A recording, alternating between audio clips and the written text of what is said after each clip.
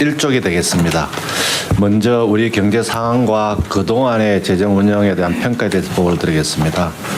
지금 우리 경제는 그 생산 연령 인구 감소라는 구조적인 그 문제에 더해서 투자가 위축되고 또 생산성도 정체됨으로 인해서 좀 전에 대통령께서 말씀하신 바와 같이 잠재 성장률이 빠른 속도로 하락하고 있습니다. 그런데 더 큰 문제는 실제 성장률은 잠재 성장 수준에도 미달한다는 것입니다. 그리고 그 오른쪽 경제 성장률 표에서 보시면은 이 평상시에 0%대 성장을 한 해는 없었습니다. IMF 위기라든지 금융위기라든지 코로나 시기는 또 특수한 요인이 있었는데 그 작년 2, 4분기가 마이너스 0.2%에서 이런 경제 상황이라는 말씀을 드리고요.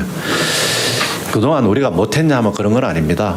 디지털 대전환에 있어서는 우리가 빠른 속도로 전환을 해서 굉장히 세계적인 모범 국가를 이뤘습니다만 AI 전환이라든지 녹색 전환에 있어서는 뒤지다 보니까 투자도 적어지고 그 과정에서 주변 중국의 어떤 기술 추월 현상이 나타남으로 인해서 또한 우리 경제가 좀 어려워진 측면이 있습니다. 그리고 또 최근에는 미국의 관세로 인해서 세계 무역 질서, 자유무역 질서, 그다음에 비교 우위에 의한 경제가 이 근본적으로 변화가 오면서 종전에는 그 중소기업이 어렵다 했는데 이제 대기업까지도 어려운 그런 경제 상황이 되었습니다. 이쪽입니다. 가서 1쪽 넘어가기 전에 그냥 계속 읽으면 재미없으니까요. 아까 그 표에 보면 경제 성장률 표에 네. 24년 1분기는 예. 1% 이상 성장했네요. 네네. 근데 이 24년 2분기에 갑자기 마이너스 0.2%로 네. 마이너스 성장을 했어요. 이 한 분기만 때문에 이렇게 확 떨어지는 게 이유가 뭐예요? 대외적인 요건에다가 제가 보니까 그 당시에 그 이제 반도체 상황, 예, 이런 부분이 좋지 않다 보니까 급락을 했는 부분이 있고요.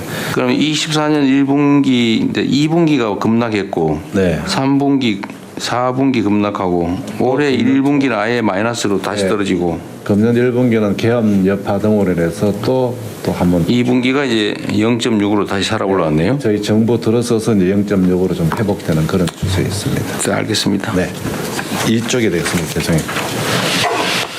그리고 또 구조적인 측면에 있어서도 양극화가 좀 심한 상황입니다. 이제 지방 소멸 문제, 그다음에 중소벤처 기업들이 또 과거처럼 이렇게 성장하기 어려운 이제 그런 상황입니다.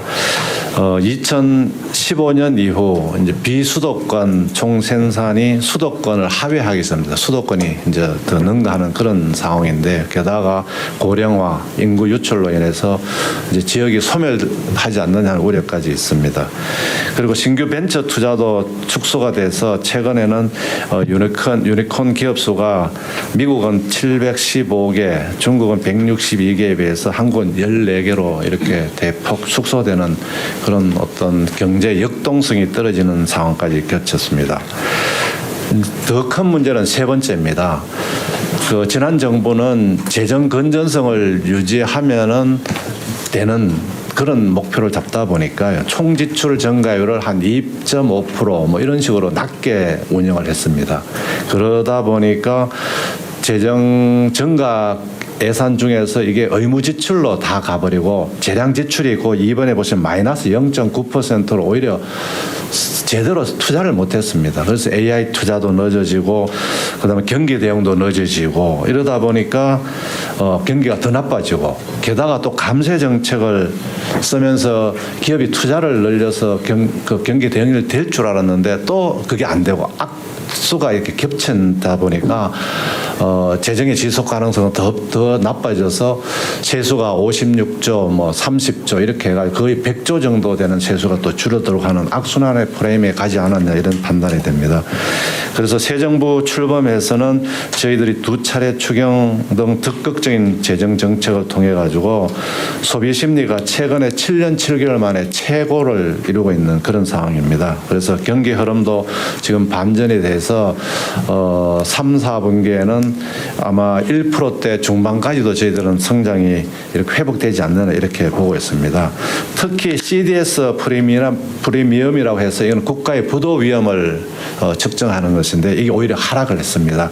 밑에 보시면은 표에서 보시면 한국이 31%로 가장 많이 하락을 했고, 그다음에 경기 부진 흐름도 지금 반전되는 그런 분위기입니다.